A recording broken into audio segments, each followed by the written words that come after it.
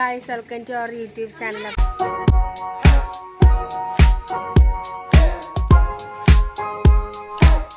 ഞങ്ങൾ ഇന്ന് അമ്പലത്തിൽ പോയി ഗൈസ്. രാവിലെ തന്നെ അമ്പലത്തിലേക്ക് പോയിട്ടുണ്ടായിരുന്നു.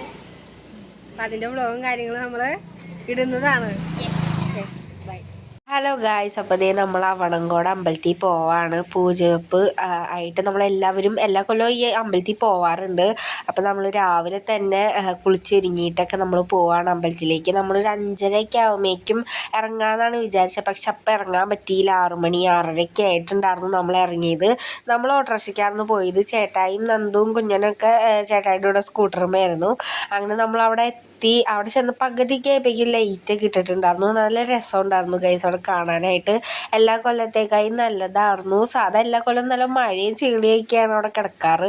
ഈ പ്രാവശ്യം അങ്ങനെ മഴയും കാര്യങ്ങളൊന്നും ഉണ്ടായിരുന്നില്ല. അങ്ങനെ ഞങ്ങളിതേ അവിടെ ചെന്നിട്ടുണ്ടായിരുന്നു. അവിടെ ചെന്ന് കയറിയപ്പോൾ തന്നെ കുറേ ലൈറ്റും കാര്യങ്ങളൊക്കെ ഇട്ടിട്ടുണ്ട്. നല്ല രസമുണ്ടായിരുന്നു കേട്ടോ. അവണങ്കോട് അമ്പലത്തിലാണ് എല്ലാ പിള്ളേരെയും എഴുത്തിനിരുത്താൻ വന്നത്. അതായത് എല്ലാ കൊല്ലവും 3.5-2.5 വയസ്സൊക്കെ ആകുമ്പോഴേക്കും ഇവിടെ ഇരുത്താൻ വേണ്ടിയിട്ട് വരാറുണ്ട്. അപ്പോൾ കുഞ്ഞിനെ എന്തായാലും അടുത്ത പോലെ ഇരുത്തണം. അങ്ങനെ ഞങ്ങൾ ക്യൂവിൽ നിൽക്കുകയാണ്. ഞങ്ങൾ പ്രതീക്ഷിച്ച അത്ര തിരക്കും കാര്യങ്ങളും ഉണ്ടായിരുന്നില്ലെങ്കിലും തിരക്കുണ്ടായിരുന്നു. പക്ഷെ അധികം ബുദ്ധിമുട്ടും കാര്യങ്ങളൊന്നും ഉണ്ടായിരുന്നില്ല. ആൾക്കാർ വന്ന് തുടങ്ങുന്നുണ്ടായിരുന്നുള്ളൂ. ഞങ്ങളൊരു 6:30 ആയപ്പോഴേക്കും ചെന്നതുകൊണ്ട് വലിയ തിരക്കും കാര്യങ്ങളും ഉണ്ടായിരുന്നില്ല.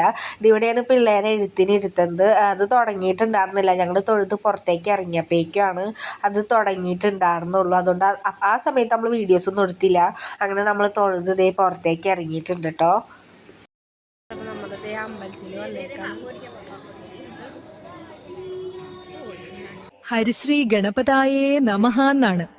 രാവിലെ നീയൊക്കെ വന്ന് എന്തെല്ലാം തോന്നിയ മാസമാടാ എഴുതി വെച്ചേക്കുന്നവന്മാര് വന്നു ഹരിശ്രീ അശോകൻ എന്നൊക്കെ എഴുതുന്നുണ്ട്.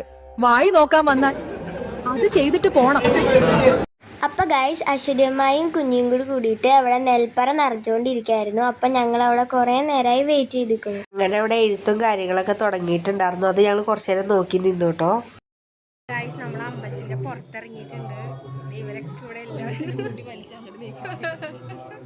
എല്ലാ കൊല്ലം ഒരു 4:30-5 മണി സമയമാകുമ്പോഴേക്കും പിള്ളേരെ എഴുത്തിനൊക്കെ സ്റ്റാർട്ട് ചെയ്യാറുണ്ട്. ഈ പ്രാവശ്യം എഴുത്തിന് കുറേ പിള്ളേരെ അച്ഛനമ്മമാർ കൊണ്ടുവന്നിട്ടുണ്ടായിരുന്നു. ക്യൂ ഒക്കെ നിൽക്കണ്ടായിരുന്നു കേട്ടോ, പൊടി കുഞ്ഞുങ്ങളെയൊക്കെ. അതിന് നമ്മളിതേ പുറത്തേക്ക് ഇറങ്ങി അടുത്ത അമ്പലത്തിലും കൂടി തൊഴുവാൻ കയറിയിട്ടുണ്ടായിരുന്നു.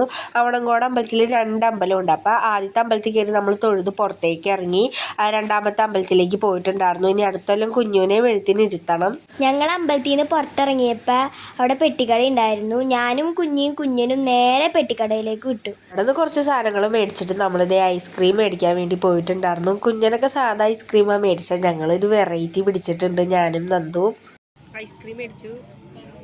വീട്ടിലേക്ക് പോവാണ്. രാവിലെ തന്നെ ഐസ്ക്രീം തിന്നാനുള്ളൊരു ടെൻഡൻസിയാണ് നിങ്ങൾ കാണുന്നത്. നല്ല ഐസ്ക്രീമാണ് മേടിച്ചത്. വെൽവെറ്റ്.